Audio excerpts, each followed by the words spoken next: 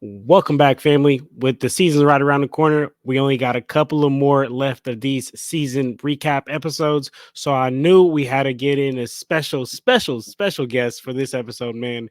If you've ever watched NBA Top 10 plays, then you know about Beau, the voice of Top 10 plays, a great friend, a great mentor to me, the Goatmentator, my guy. We got Beau in the house. Beau, how you doing? You did a wonderful job of embarrassing me, man. You just a fantastic. I've taught you well.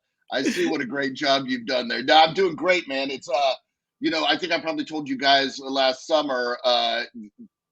This is gonna be like my 27th or 28th season covering the NBA, which is I'm sure longer than you've been alive, which is really annoying to me. But yeah, this is the seasons of my life, dude. This is really the way it is. I can tell where I am in my life by where the NBA is in their season. So now I'm climbing that mountain. I'm learning about teams. I'm learning the stories, and I'm going through that process. And by Christmas, I'll have a sense. I don't really like to make any hard and firm, statements about, early season things that I'm seeing until Christmas or a little after. And then February, I'm rolling. Getting ready for playoffs, and we're going down the mountain again, racing for an NBA Finals. So I know that this is the grind part of the season. I'm excited for it. Yes, sir, man. You already know what it is, man. And for the family out there, but we are going to get into all the 76ers recap. We're going to talk about last season. We're, of course, going to talk about the James Harden situation. But before we get into it, if you want to stay up to date with Beau and everything Beau's got going on, go check out his social medias. I'll have everything linked in the description down below, and it'll be right there, right under Beau's little bubble, man. So definitely go get at Beau and show him some love, man, for coming on the show with us. But let's go ahead and jump straight into it, man. Like I said, we are talking about the 76ers.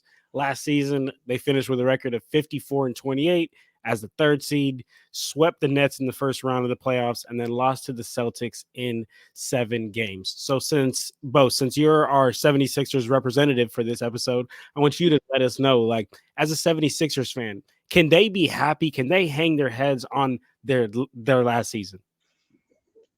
No is the short answer. No is the short answer. There is some good. There is some positive. Look, you've got the MVP of the league on your team. If that's your starting point, that's a starting point 25 other NBA teams would love to have. But from there, it starts to fall off quickly, and there's some difficulty. Last season, as you mentioned, you and I were talking earlier, and I went to an NBA preseason media party down here in LA. And in advance of chatting with you, I asked folks, what do they think of Philly? And the general consensus is that they're in a tough spot. And as we look back at last year, you can see where that concern is. Like I said, they've got the MVP.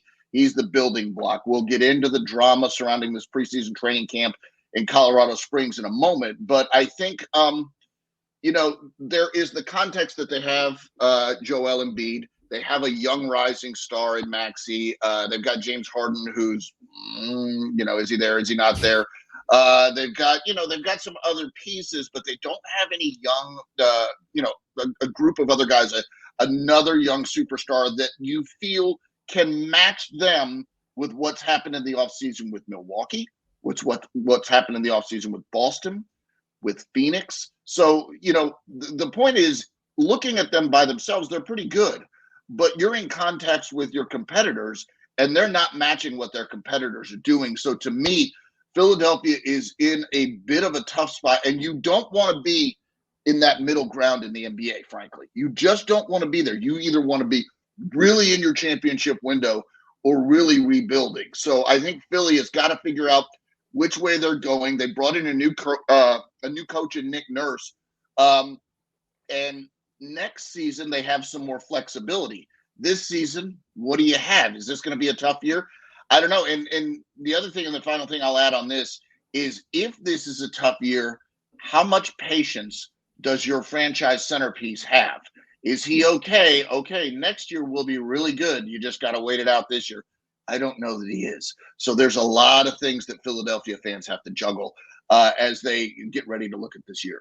That was amazingly put, Beau, and I'm right there with you for really all of that. And yeah, at the end of the day, you didn't at the end of the season hoist up the Larry O'Brien, but like how you said, you do have Joel Embiid, which is the MVP.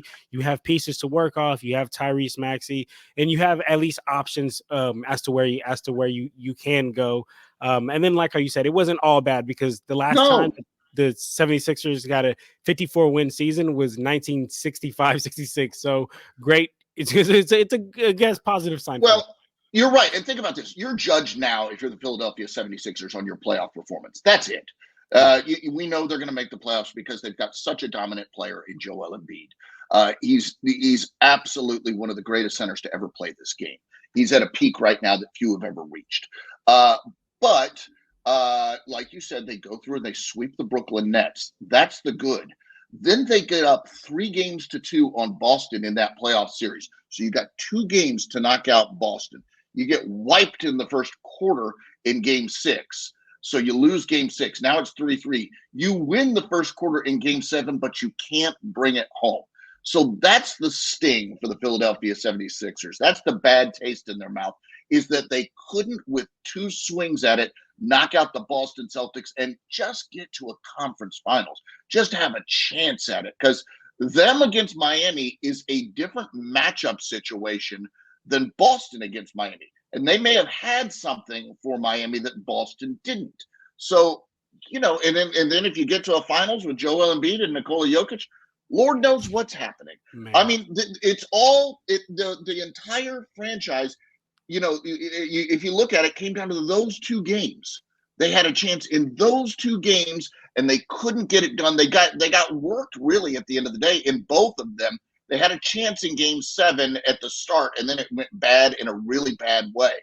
And I think that's going to be a tough mountain to get over. And I think honestly, that's why Doc Rivers isn't there.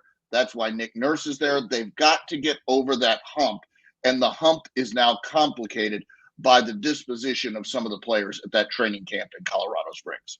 That is an amazing see that's why I said That's what we Goatmentator. do. That is an amazing transition, Bo. This Yeah. is why you're the Goatmentator. Let's Uh, talk exactly about that, Bo. Talk to well, me. it's a segue, baby. It's a segue.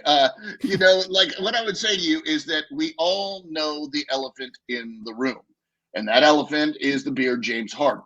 James Harden has declared that he felt betrayed by Daryl Morey, Philadelphia's front office boss. And I think that, it's hard for you and I on the street to feel betrayed by 30-something million dollars, but he feels that way because he thought he was going to get a long-term extension, and so far that's not forthcoming. Um, what I would say is, so he feels betrayed. He doesn't feel committed, and this has to be a familiar song for Philadelphia because they dealt with Ben Simmons just a couple of years ago and got James Harden to replace Ben Simmons, and now they're back at square one again. So the latest, as we're recording this, is that James Harden is apparently going to report to Philadelphia 76ers camp. Is he going to be happy there? There are questions around that. Is he going to be giving everything to the team? There are questions around that. We all know the deal. He wants to move to the LA Clippers. The LA Clippers know this too, and it's a leverage situation, and they don't want to give up too much for James Harden and what remains of his prime. And, he's on the back edge of that.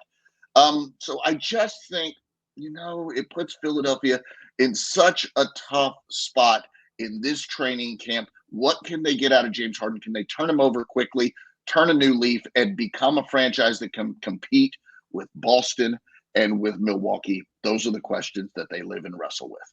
Man, and organizationally wise, like I feel so bad for the 76ers. Like he traded away Ben Simmons, who was like crying and not playing for a player who James Harden, who's now crying and not playing for 2 different reasons, but still nonetheless refusing to play. You know who I feel bad for? I feel bad for Philadelphia 76ers fans. Think about what they've gone through in the last 10 years. Trust the process. So trust the process in its premise was, hey, we're going to stockpile all these draft picks. We want you to keep buying season tickets, even though we are struggling and we know we're going to struggle, and you're going to see teams lose and lose and lose. Please keep buying and staying with us. And they do turn it around. After years and years and years, they become better. But now their stars either get injured, Markelle Fultz. If Markelle Fultz is healthy, this is an entirely different story. Ben Simmons just becomes a shell of himself and mentally sort of breaks down. And, we hope the best for Ben Simmons, but it is what it is. It didn't work out for him in Philadelphia. So they turned him over for James Harden. And you think maybe we have a chance if you just one championship out of this, just one, it all paid off. Really, it all worked out. But now James Harden doesn't want to be there. The bright shining star in all of this for me is that they've got a young guy that maybe you didn't expect was going to be this good, that's rising to maybe all-star level in Tyrese Maxey. So that's the hope. That's the franchise hope, if you ask me. Man, yeah, Tyrese Maxey's definitely got to be the franchise hope. But then the question comes to like, well, Joel Embiid is clearly your guy right now, right? We just seen Absolutely. he won MVP. But I believe Joel Embiid is 29 years old and Tyrese Maxey is 22 or 23. So the Yep. timeline doesn't really match. So I guess like let me flip the question to you is like if you're in that front office, who are you going with? Or are you trying to match their timelines, or are you looking to maybe ship a Tyrese Maxey to get a player that does match Joel Embiid's timeline and go all in? Weirdly, I sort of think their timelines can match up. I'm not saying they're perfect, but I think they can match up. I think if Tyrese Maxey becomes an all-star at 23 or 24, and Joel Embiid is still MVP level for the next 3 years, you've got a space there. It's not a 10-year space, it's not an 8-year space, but it's a 3 or 4-year space that you could do something. What's odd to me, and I think it's a concern from the outside looking in, is you've got two stars who desperately wanted to leave that situation. What does that say for other all stars that you may want to attract in the free agent market? Do these other people want to come in and join you there in Philadelphia to play alongside of Joel Embiid, to play alongside of Tyrese Maxey, DeAnthony Melton, all these guys that are young, talented guys, and then you've got a superstar. I think it seems like it's a place where one star could go and raise that team up to competing right in the mix again with Boston and Milwaukee. But to this point, they don't want to be there. Man, no, honestly, the Philadelphia 76ers are in a very, very tricky situation. And then I guess, that kind of segues me to our next talking point. And that's like, so let's look at the last 3 seasons for them. In 2020, 2021, they finished as the first seed, flared out in the playoffs. 2021, 2022 finished as the fourth seed, flared out in the playoffs. This last season finished as a third seed, flared out in the playoff. So it's that second part that you keep saying, flared out in the playoffs. That's the problem. That's the issue. You've got to get over that hump, and that now we got to figure out how they can do that. So my question to you is, we know what Albert Einstein says, right? Like the definition of insanity is doing the same thing over and over and expecting different results. Yeah, So yeah. what needs to get shaken up in Philly? Well, maybe there's some Albert Einstein fans in Philly's front office because they did get rid of Doc Rivers. They've got Nick Nurse in there. They did get rid of Ben Simmons. They brought James Harden in there. It still didn't work. Maybe they move on from James Harden if they can in a way that sort of works positively for the franchise. And maybe they get something done. It's interesting you brought up Einstein because they are sort of following that in a weird way. They are moving on. And the one thing I'll say to this is if your trading partner is likely the Clippers, keep in mind Steve Ballmer is worth more than all the other NBA owners combined, or was recently. It's close at this point. So he's basically by far the richest guy in the NBA. By far, it's not close. So he could afford, as that team gets ready to move into their new facilities in Inglewood and they want to make a splash, he could afford to roll the dice on a James Harden. If anybody could, it's Steve Ballmer. So that's what you've got to, that's your hope if you're Philadelphia, is that he's willing to roll the dice. But I don't know. James Harden, to me, even though, 21 points and 10 assists last year, he's a bit in decline. How committed was he this offseason to working out? Well, I don't know, man. I've seen social media. I don't know. Like, was he working out like crazy? Maybe not. So it's there, James Harden's doing that thing where he's like, I'll play myself into shape and by February I'll be good and we'll make a playoff run. He's at that point in his career. And to some degree, he's earned that right. But other guys, Steph Curry doesn't do that. LeBron James doesn't do that. These guys are ready day one. They're there to go.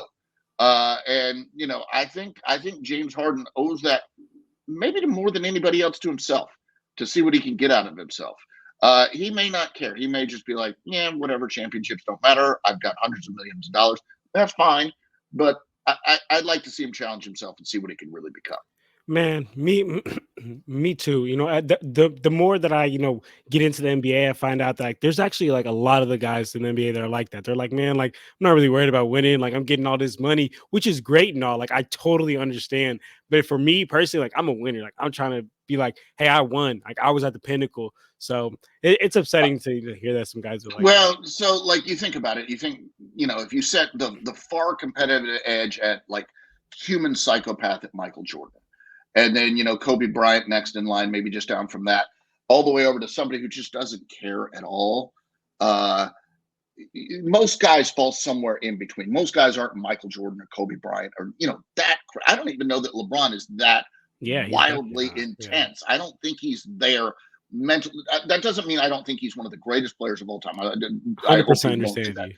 But what I'm saying is, like, he's not a lunatic like those guys, I don't think. So most guys fall somewhere in between. I think Steph Curry's really up there. He just has a different way of verbalizing that. But I'd like to see James Harden give it his all. And maybe he is, but it just doesn't appear that way from what you see out there on social media. Sometimes he's not in shape when the season starts. I'd love to see him get everything he's got. And maybe he will this year. I hope so. And the crazy thing is he's a generational talent even when he doesn't give Oh, everything he's got. That's wild. But while we're on the lines of I guess the Clippers, Bomber, and then Harden, like, do you think that even works? Like, I don't. Me personally, I just think there's only one basketball, and those are now you have four ball dominant players on the if he ball. goes to the Clippers, think about this. The only thing I think about with that is basically you're making a bet that one of these guys is going to be injured. So we need to, we need two of three of Paul George, Kawhi Leonard, and James Harden in the playoffs. You're just almost betting that one's going to be injured. If they're all three healthy in the playoffs, great. But I don't. I think with the recent histories with both of those two guys, you just can't bet on that. So I think that again, I think the Clippers are playing a different game than anybody else is financially. I think they can afford to do things, and there's with the new CBA, there's some restrictions and stuff like that, obviously. But I'm saying if anybody can make a risky play that can afford to cost them some money, I feel like it's Steve Ballmer. And the Clippers, oddly are sort of in a similar situation to Philly in that they need to make a playoff run with the talent that they've acquired. Philly needs to make a playoff run with this talent they've acquired. This regular season success isn't cutting it. The only thing I think they've really gotten out of this run is that Joel Embiid MVP, which is really nice. I don't want to diminish it, but the story of last season now is Nikola Jokic. Nikola Jokic got up over the mountain. And so in Philly's defense, I will say this before I finish this thought. Nikola Jokic was a guy who 12 months ago we talked about was good in the regular season, good in the regular season, good in the regular season, kept coming up short. I don't know if he can make it in the playoffs. I don't know if he can get it done. We have a totally different vision of Nikola Jokic now. He's a winner, he's a closer, he's a champion. Joel Embiid can turn the tables. He can. It's all there for him. It just has to happen. And some of that's luck, some of that's injuries and stuff like that. We could be talking about Milwaukee as a three-peat team were it not for a Chris Middleton and Giannis Antetokounmpo injury. So all of this stuff, factors in some of the luck, some of the injuries, but you have to give it all you've got to put yourself in that position. So I'd like to see Philly do that. Man, that's what you got to do. I always say when you get those generational players, you got to go Yeah. all in to Yes. maximize that window because it's all about winning at the end of the day, in my opinion. Yes. So, Yes, and like it's a business too. But one of the things that people don't think about, I believe, is that each of those home playoff games means a lot of money to the owner. A lot, like $5-10 million. So you go deep in the playoffs, and the owner's making money too. So there's a calculated bet in all of this. But if you pair some good people with Joel Embiid, you're going to go deep in the playoffs, or at least that's the hope. man, that is the hope. But then let me last question before I get off James Harden. Then, Bo, Well, I think that regular season starts October 24th. The first game for the 76ers is against the Bucks on October 26th. So let me ask you, before the first game of the regular season, does James Harden get traded? I'm going to answer it this way. I don't think he plays for the 76ers this year. That's what I think. So I think he does get traded. I think they try to work something out before the season starts. I don't think he wants to go down the Ben Simmons road where Ben Simmons lost millions of dollars for sitting out. I don't think James Harden wants to lose millions of dollars. So I think, he's showing up at camp. He's going to participate. Hopefully, you remember the shots of Ben Simmons going through practice with his cell phone in his pocket. Hopefully, it's more than that. But I do think that they move from him. The way I understand it is that James Harden and Daryl Morey have not spoken since June. It's all through representatives. So that relationship, which was once a strength, is now a weakness. And unless they can magically get that repaired, which again, I hope, I don't see it working. So if you ask me, make a prediction, I don't think he plays for the Sixers this year. Man, oh Yeah, man, yeah, that is really wild for the 76ers. They're going to be in the same yeah. predicament they were last year. That sucks for them. Not good. Not good at all. But Bo, so you talked about the comparison of Jokic and Joel Embiid, and I used to be one of those guys that said like, oh, there's nights where I'll have Joel Embiid. There's nights where I would have Joel Embiid over Jokic. But after seeing this last playoff run, like I just think that it just wouldn't be fair to Jokic to put any other big over him as the number one big in the league. But before this season, at least to me, it was a real debate. It was a real back and forth.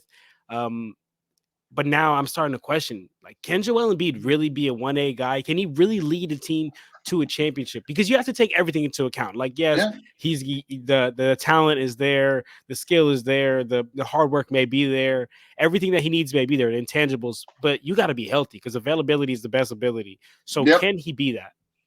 Yes, he can. He's got all the talent. He's got all the ability. He's got all the performance. I think he can be that. He's got to have the right circumstances around him. He's got to have some good fortune. But yes, he can be that. It's like you said. I think Nikola Jokic is clearly the best now. But I also think that Joel Embiid earned that MVP last year. Um, I have some real problems with the voting that would take an hour to break into a separate podcast. But I think that Joel Embiid was a worthy MVP last year that earned every darn bit of that. So I think what you have to say to yourself then is, can they put a team around him that is going to give him a chance to lead them in those key moments down the stretch? One thing I'll say is this, and it's interesting, is that Doc Rivers or the Sixers on the court, whoever you want to blame, seem to struggle to find good, clean opportunities late in critical playoff games for their best player. Boston was able to defend that. Why was that? I think Nick Nurse is coming in and looking to fix that specific thing and give Joel Embiid. Now, one of the things that Nick Nurse does is he runs fast break a lot. He likes to run transition. That's going to leave Joel Embiid out of some place. It may save his legs a little bit if he's not running up the court because they ran the other way and got a layup. But that's going to be a change that you're going to see in the 76ers, I believe, this year. I just think, getting him those good, clean opportunities late in the game, whether it's to shoot or pass, because he's good at both, I think is meaningful for the 76ers so that they're not looking for, whoever to shoot a desperation heave at the shot clock buzzer. That's a problem. Okay, that definitely makes sense. So, and then when we talk about putting the team around Joel Embiid to be able to do that, I guess then I want to ask, like, is who can be that second guy? Because you always have to have a second guy. Is it somebody on this current roster? I mean, of course, it should be James Harden, but like how you said, we don't think he's going to be on the roster come season. Look, I think he can be Tyrese Maxey. I really do. I This think he's season. that darn good. Yes, look at his numbers. Last year, on over 6 3-point attempts per game, he was a better percentage than Steph Curry from three. He was a better percentage than Klay Thompson from three. He was filling it up, and he's only going to get better. This is a guy who has worked his butt off to improve too. Last year, I believe he was over 43%. Do you know what he shot in college on threes on a shorter 3 point line? 29%. How much improvement are you seeing in this young player? So that's dedication, that's commitment to your craft, that's improvement. I have a lot of faith in the guy. I really do. I think he's a hard worker. I think he understands the game. Do I think it would be better if they had more help, another star there with him, so much didn't fall to him? Absolutely, I do. But sometimes, look, even I remember back to I wasn't much of a player, but I played in high school and stuff like that. And I remember moments where you're not the scorer, where you're forced to do stuff that you're not comfortable with, and it makes you a better player. I think that Tyrese Maxey is forced into those positions this year, and I think he responds. So the short answer is yes, I think it's on the squad. Yes, I think it's Tyrese Maxey. But again, look, if you and I are in charge of Philadelphia 76ers, let's go get another star too. Let's go get somebody else to help the cause. I love Tyrese Maxey, but let's go get somebody else if we can. I really believe that. So then I feel like it's tough because the reason why I throw out Tyrese Maxey is because yes, he's probably the second best player on that team when James Harden isn't there, but Yep, but if you don't give him up, like who are you getting of value to? Like no team in the NBA is gonna just take someone of no value and give you someone of value to sure. be that second player. So then who do you give up? Because like how you mentioned at the beginning of the podcast, you talked about mediocrity is the worst place to be in the NBA. And I mean, you asked me personally, Tyrese Maxey, yeah, he's great. I really, really like him. I'm very high on him too. You're But not sold. I feel like that's where we're going. You're not sold. I'm not sold that Tyrese Maxey and James and Joel Embiid can be your duo to take you to the finals, especially when you got to get through the East with now Milwaukee. You got to get through the East with now the Celtics. I'm just not sold. So I think you're going to be stuck in mediocrity unless you make a splash move by trading a Tyrese, and then you can get a star. Like I'm talking to 1A guy. So the thing, as you were wandering through that discussion, one thing that occurred to me, and it just sort of outside the frame of that, is imagine Philly's path to a championship now. Imagine, okay, in the second round, we got to beat Milwaukee. Boom, we somehow managed to knock out Dame, Giannis, Chris Middleton, and that crew. We do it. Hey, there's Boston waiting for you. And now you've got Drew Holiday, Jason Tatum, Jaylen Brown, Kristaps Porzingis. They're waiting for you. My God, we beat them. There's Denver. There's Nikola Jokic. There's Jamal Murray. Like it's not when it was Cleveland and Golden State and nobody else. It's thick, and it may not be Denver. It may be Phoenix with Kevin Durant and Bradley Beal and Devin Booker. Like there's all these guys that are on these teams now. And the wild thing about this is I just went through that scenario. You know who I didn't mention? Lakers and the Warriors.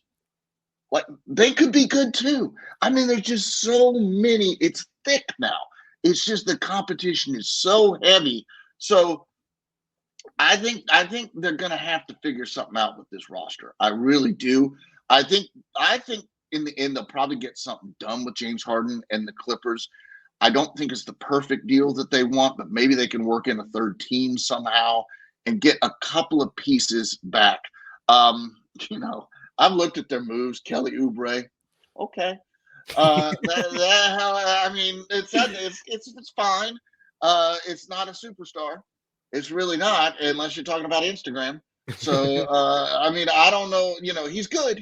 I'm not taking anything away from him. He's good, but is he great? Is he, in late May in the fourth quarter in Boston? Let's go to Oubre. I don't know if he's that yet, and maybe he can prove me wrong. Like I'd be thrilled if he did, but I think that's what they've got to figure out. They're one good player away from really being in that conversation, though. Absolutely, man. They 100% are there. So, all right, Bo. As we start to wrap up here, I always like to wrap up with just some quick hitter questions. We'll Okay. just be kind of talking about the 76ers. First question I got, Bo, is are the 76ers going to finish as a top 5 seed this next year? Yes, and I answered that real slow on the quick hitter. I had to go through all the other teams to figure out where they were. Yes, I do, and I think they beat Miami. Oh, wow. Yeah, Okay. yeah, I do. So this is a follow-up question to that. Okay. Okay. Do they beat Miami without James Harden, or is that with James Harden? I think without, but I think what it is Miami doesn't give a darn about playoff seeding because that's that whole heat culture thing. They don't care. So they're going to rest and they're going to be ready for the playoffs. So I think they get in ahead of them just because of that. Okay, okay, I like that. All right. So Yep. now, I guess in a different scenario, how far will the 76ers go if James Harden doesn't play like at all? Do you still think the same thing? If they get something for him, but he doesn't play at all, if they get something for him in this month later, I'm going to just assume that they get a grade of a B on the trade. How far do they go? Second round. I think maybe they win a first round series, 4-5 matchup. That's it. I don't think realistically you're beating Giannis and Dame or Tatum and Drew and Jalen. I just think those two teams at the top are clearly better than everybody else. Okay, all right. And the last question we got here is, how much better are the 76ers going to be with Nick Nurse versus Doc Rivers? Not much.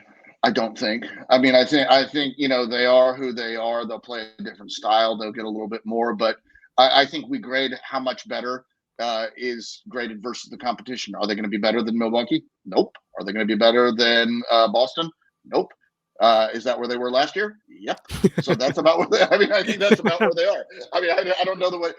I think a lot of it. I think a lot of the grade on the 76ers is this time next year when we're having that conversation, who they've acquired, when they've got a little space, what they can do. I think we learn a lot more then. Absolutely, man. Absolutely. Yeah, it is early, man. It is early. But Bo, we just knocked it out, man. We did a great episode. I really appreciate you, Bo. We talked about some great things, man. We talked about their last season, the whole James Harden elephant in the room. Yep. Is it time to switch it? And who is really their number one guy? But I gotta ask you, Bo, as we wrap up, is there any last thoughts that you want to throw out there on the 76ers? But this is before season starts, though, too. So if anybody's Yes. listening late night, this is October 3rd. So Okay. So yeah, this is October 3rd. I saw an article back in August that answered the question, why should I care about this franchise? I think you should care about this franchise. I think you've got one of the best players of this generation on your team, one of the greatest centers of all time, and you've got a bright future. Are you going to win the championship this year? Maybe, but it would be tough. It'd be really tough. But I think there's a lot to care about with this team. And they're obviously invested in getting better. They're making moves. They're trying with their hands somewhat tied. They're trying all they can. So, yeah, that's my last thought. Care about your 76ers. I like that, man. I like that. Y'all heard it here first, man. Care about your 76ers. Bo, I just want to thank you, man, from the bottom of my heart. You know how much you mean to me, man. You are a real, real mentor to me. Held it down for me in summer at SBC. So I appreciate you coming on, Bo. It is an absolute pleasure being on and watching you do this right now. Hopefully, you take my job one day and I can just sit back on a rocking chair and watch you run the NBA years from now. That'd be a thrill for me. Man, if I could be half the man you are, Bo, I'll be happy about that, man. Do better than that, man. Be twice the man I am. That's what I'm expecting out of you. I love that, man. I love that. For the family out there, man, like I said in the beginning, if you want to stay up to date with everything Bo's got going on, everything will be linked in the description down below, and it'll be right there, right under his little bubble. But for now, don't forget to subscribe, follow, leave a nice little comment down below what you think what's going to happen with the 76ers. And we out of here for now, y'all. Peace.